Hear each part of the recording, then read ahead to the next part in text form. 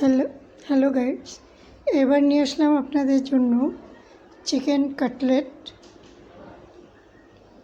আমি একটা পিস সিদ্ধ করে নিয়েছি। সিদ্ধ করে নিয়ে হাতেটা ছাড়িয়ে ছোট করে নিয়েছি, একদম কুচি কুচি করে হয়ে যাবে এখন কষলিয়ে।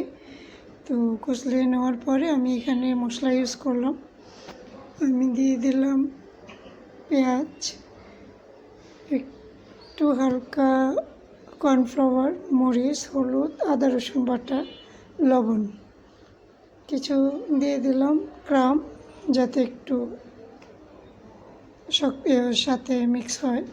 ক্রাম দিয়ে একটু দুধ দিয়ে মেখে এটাকে রেস্টে রেখে দিব অনেকক্ষণ, প্রায় 1-1.5 ঘন্টা রেস্টে রেখে দেব। এই যে হালকা একটু দুধ দিয়ে মেখেছি, মেখে আমি রেস্টে রেখে দিলাম।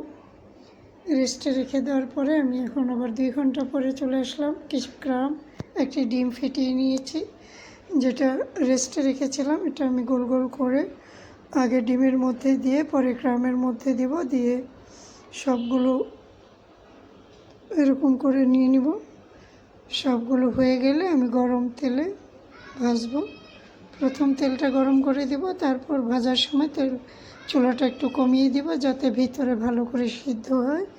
অনেক বেশি গরম তেলে কড়া করে ভাজলে, বড় করে চুলা আঁচ বড় করে দিয়ে ভাজলে ভিতরে হয় না, কাঁচা থেকে যায়। তাই আপনারা প্রথম বড় করে তেল গরম করে দেওয়ার পরে চুলাটা ছোট করে দেবেন, আস্তে আস্তে ভিতরে একদম সিদ্ধ হয়ে যাবে। যেটা বলছিলাম, আমার এই রান্নাগুলো দেখলে আপনি সহজে, যেই রান্নাটা দেখবেন সহজে নিজে তৈরি করতে পারবেন। আমি সবগুলো কাটলেট এভাবে তৈরি করে নিয়েছি। আমার 6টা কাটলেট হয়েছে এখানে 1 পিস মাংস দিয়ে। তো এইটা আমি ভেজে নিব এখন। এই যে গরম তেলে আগে আমি চিকেন ফ্রাই ভেজেছিলাম এখানে, সেই তেলটা আবার গরম থাকতে আমি এটা দিয়ে দিলাম। এবার আমি চুলাটা ছোট করে দিয়ে কিছুক্ষণ সিদ্ধ করে নিব ভিতরে যাতে ভালো করে হয়। তো আমি এটা এখন হয়ে গেছে। অনেকক্ষণ হওয়ার পরে প্রায় 12-15 মিনিট আমি ছোট করে সিদ্ধ করেছি যাতে ভিতরে ভালো করে হয়।